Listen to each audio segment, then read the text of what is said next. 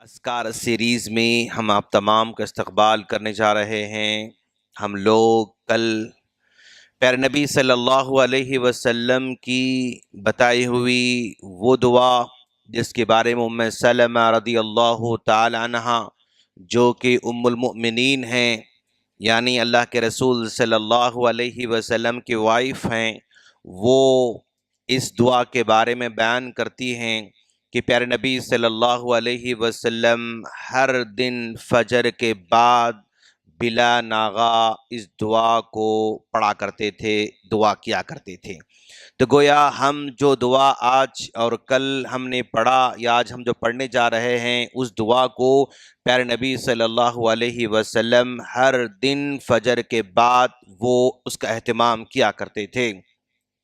دعا کا ہم نے ایک کلمہ پڑھ لیا تھا، اللہم انی اسألک علما نافعا، اللہم انی اسألک علما نافعا ورزقا طیبا وعملا متقبلا، علم نافع ورزقا طیبا پاکیزہ روزی اور مقبول عمل، یہ تین باتوں کا تذکرہ اس دعا کے اندر ہو رہا ہے۔ علم نافع کے بارے میں ہم نے کل بتایا کہ ایسا علم جس کی وجہ سے ہمارا ایمان بڑھتا رہے، مضبوط ہوتا رہے، ایسا علم جس کی وجہ سے ہمارے اخلاق بہتر ہوتے جائیں، ایسا علم جس کے ذریعے ہمارے معاملات، ہمارے ڈیلنگز، ہمارے کاروبار بہتر ہوتا جائے، اور ایسا علم جس کی وجہ سے ہم کو حلال کیا ہے، حرام کیا ہے، تمیز جو ہے آ جائے، معلوم ہونے لگ جائے، اس کو ہم علم نافع کہتے ہیں۔ اور اللہ کے رسول صلی اللہ علیہ وسلم ہر دن فجر کے بعد علم نافع کی دعا کر رہے ہیں۔ اللہ کے رسول صلی اللہ علیہ وسلم سب سے پہلا کلمہ علم نافع کا تذکرہ کر رہے ہیں، اس کے بعد روزی کا تذکرہ ہو رہا ہے۔ تو گویا اللہ کے رسول صلی اللہ علیہ وسلم ایک طرف روزی ہے، ایک طرف علم نافع ہے، تو سب سے پہلے کس کا انتخاب کر رہے ہیں؟ علم نافع کا انتخاب کر رہے ہیں۔ علم نافع کے بعد روزی کا یہاں پر تذکرہ آ رہا ہے۔ تو گویا ایک بندے کے پاس کھانے پینے کے مقابلے میں علم کی اہمیت ہونا چاہیے، اس کے جینے کے اسباب کے مقابلے میں پہلے علم اس کو حاصل کرنا چاہیے۔ اگر حاصل صحیح طور پر کر لیتا ہے تو اس کے بعد جو کچھ اللہ اس کو عطا کرتا ہے اس کا استعمال وہ صحیح کرنا شروع کر دیتا ہے۔ اگر علم نافع اس کو نہیں ہے تو روزی کو حاصل کرنے کے غلط طریقے بھی اختیار کر سکتا ہے اور غلط راستے پر چل سکتا ہے۔ اس کے بعد جو بھی وہ کام کرتا رہے گا غلط اور صحیح میں تمیز نہیں کر پائے گا، اسی لیے وہ سب سے پہلے علم نافع کا تذکرہ کر رہے ہیں۔ ورزقا طیبا، پاکیزہ روزی۔ بندہ یعنی عام طور پر روزی کے معاملے میں آنے کے بعد اس میں حلال و حرام کی تمیز جب یعنی بے تحاشا مال آنا شروع ہو جاتا ہے، اس کے بعد اس کی تمیز میں فرق پڑ جاتا ہے۔ جب غریب رہتا ہے، مسکین رہتا ہے اور جو ہے اس کے پاس اسباب کم ہوتے ہیں تو اس کے پاس تھوڑا حلال و حرام کی پھر بھی تمیز ہوتی ہے، لیکن اکثر و بیشتر دیکھنے میں ایسے آتا ہے کہ جب مال بڑھتے جاتا ہے تو اس کے پاس جو یعنی تمیز کے جو پیرامیٹرز ہیں یا اس کے اصول ہیں اس کے اندر وہ کمزور ہوتے جاتا ہے۔ رزقا طیبا، یہ پاکیزہ روزی جو ہے نا، یہ ہم کو اللہ تبارک و تعالیٰ سے جوڑ بھی سکتی ہے اور یہ روزی اللہ تعالیٰ کے ساتھ جو کنیکشن ہے اس کو توڑ بھی سکتی ہے۔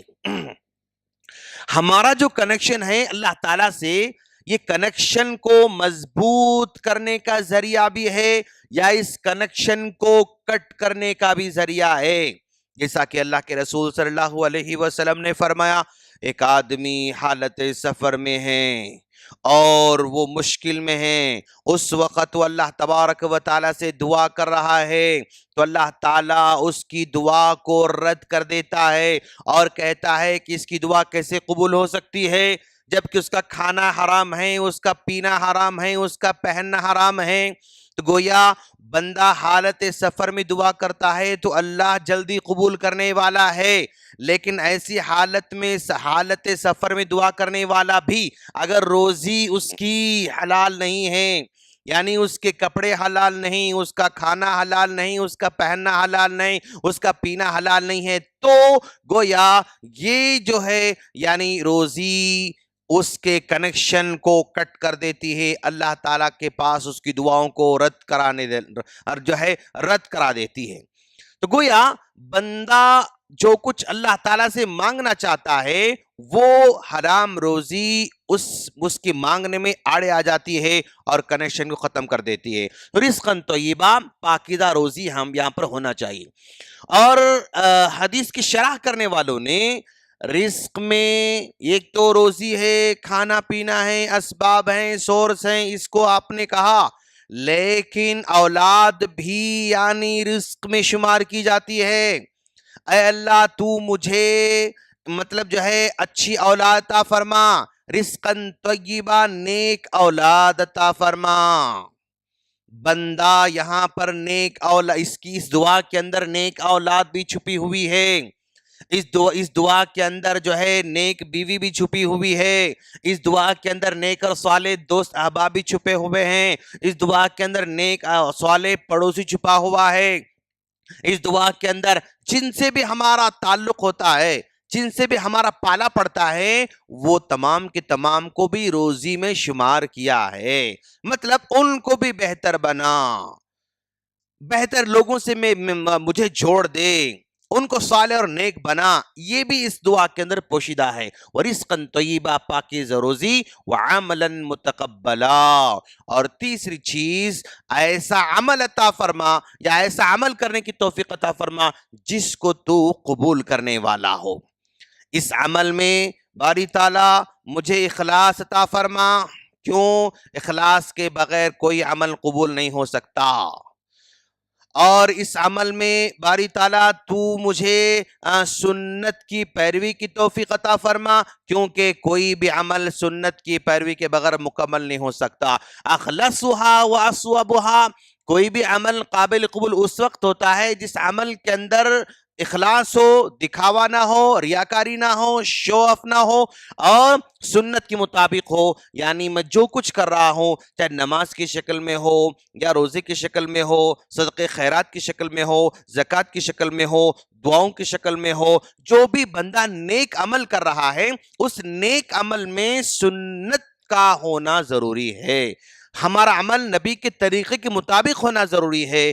تو گویا اس ایک دعا کے اندر جو 3 کلمات ہیں نا، یہ ہماری پوری کی پوری زندگی کو گھیر لے رہے ہیں۔ علم نافع عطا فرما، پاکیزہ روزی عطا فرما، اور وہ عمل جس کو تو قبول کرتا ہے ایسا عمل کرنے کی توفیق عطا فرما۔ تو ہم انشاءاللہ اس دعا کو یاد بھی کریں گے، اور اکثر لوگوں کو یاد بھی ہوتی ہے، دعا آسان بھی ہے۔ اللہم انی اسألک علما نافعا ورزقا طیبا وعملا متقبلا۔ سلمہ رضی اللہ تعالیٰ عنہا اپنے شوہر اللہ کے رسول صلی اللہ علیہ وسلم کے بارے میں کہتی ہیں، اللہ کا رسول ہر دن فجر کے بعد اس دعا کا اہتمام کرتے تھے۔